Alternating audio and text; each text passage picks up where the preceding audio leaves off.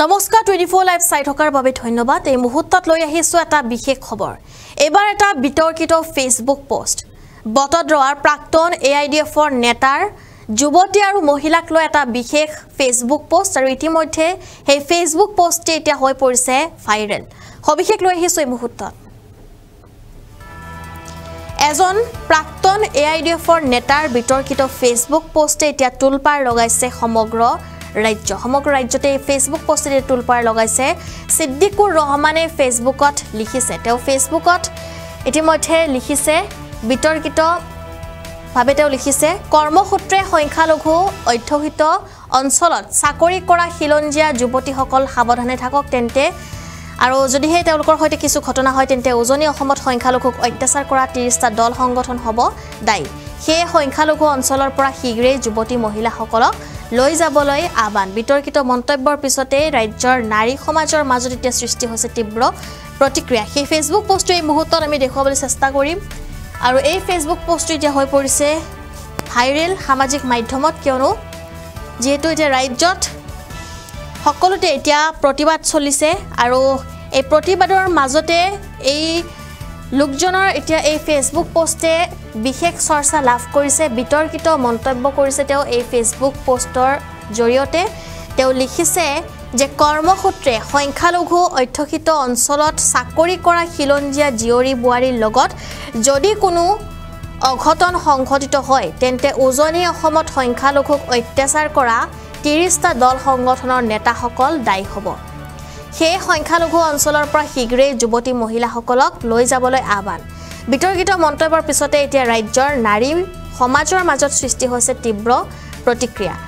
এই ফেসবুক পোষ্টে এতিয়া তুলপাৰ লগাইছে সমগ্ৰ ৰাজ্যতে, কিয়নো যদিহে সংখ্যালঘু স্থানত কোনো যুৱতী বা খিলঞ্জীয়া যুৱতী বা মহিলাৰ কিছু অঘটন সংঘটিত হয় তেন্তে দায়ী হ'ব উজনি অসমত সংখ্যালঘুক কৰা অত্যাচাৰ 30 দল সংগঠন দায়ী হ'ব বুলি তেওঁ এই ফেসবুক পোষ্টত কৰিছে উল্লেখ।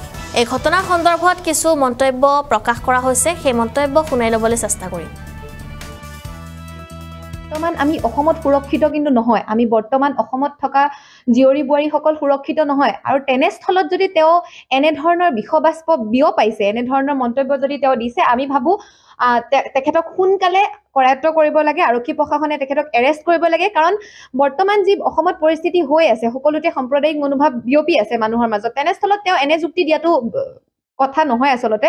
গতিকে আমি ভাবো যে তেওঁক অতি সোনকালে আৰক্ষী প্ৰশাসনে কৰায়ত্ব কৰক, কাৰণ তেওঁ এক ভাবুকি প্ৰদান কৰিছে। তেওঁ ভাবুকি প্ৰদান কৰিছে কি কাৰণে? কাৰণ তেওঁ বুজাব বিচাৰিছে যে যি সাম্প্ৰদায়িক এলেকাত যি বোৱাৰী জীয়াৰী কাম কৰি আছে তেওঁলোকক হয়তো বহু বেয়া ধৰণৰ অৱস্থাও তেওঁলোকৰ লগত কৰিব পাৰে, হয়তো শাৰীৰিকভাৱে নিৰ্যাতন কৰিব পাৰে বা হত্যা কৰিব পাৰে। তেওঁ এনেধৰণে এজন দলীয় সক্ৰিয় নেতা হৈ এনেধৰণৰ মন্তব্য তেওঁ কিয় দিব? আমাৰ যি সত্ৰৰ ওচৰতে আমি আজান শংকৰ মিলনভূমি ওচৰতে তেওঁ আছে আৰু তেনেস্থলত তেওঁ এই বক্তব্য দিয়াৰ অধিকাৰ ক'ত পালে? সেয়েহে আমি ভাবো ধিঙৰ নাৰী সমাজে ভাবে যে তেওঁক অতি সোনকালে আৰক্ষী প্ৰশাসনে তেওঁৰ ওপৰত কঠোৰ ব্যৱস্থা গ্ৰহণ কৰক, কাৰণ বৰ্তমান অসমৰ যি পৰিস্থিতি এনেধৰণৰ মানুহৰ পৰাই ভয়াৱহ ৰূপ সৃষ্টি হ'ব পাৰে। গতিকে আমি ভাবো যে তেনে বিষবাষ্প বিয়পোৱা ব্যক্তিসকলক সমাজত মুক্তভাৱে ঘূৰাও কোনো অধিকাৰ নাই, তেওঁলোকক কৰায়ত্ব কৰক আৰক্ষী আৰু কঠোৰৰ পৰা কঠোৰ শাস্তি তেওঁলোককো দিয়ক।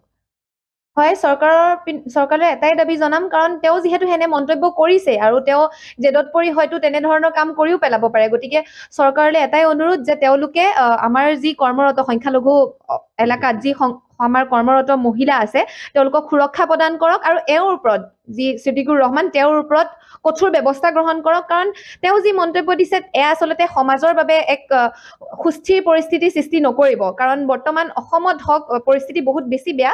যিহেতু আমি অসমত প্ৰথমৰ পৰাই হিন্দু মুছলিম হওক বা প্ৰত্যেকটো সম্প্ৰদায়ৰ মানুহ একেলগে বাস কৰি আহিছো, ভাতৃত্ববোধেৰে বাস কৰি আহিছো, আমি একেলগে ভাতৃত্ববোধেৰে বাস কৰি যাম।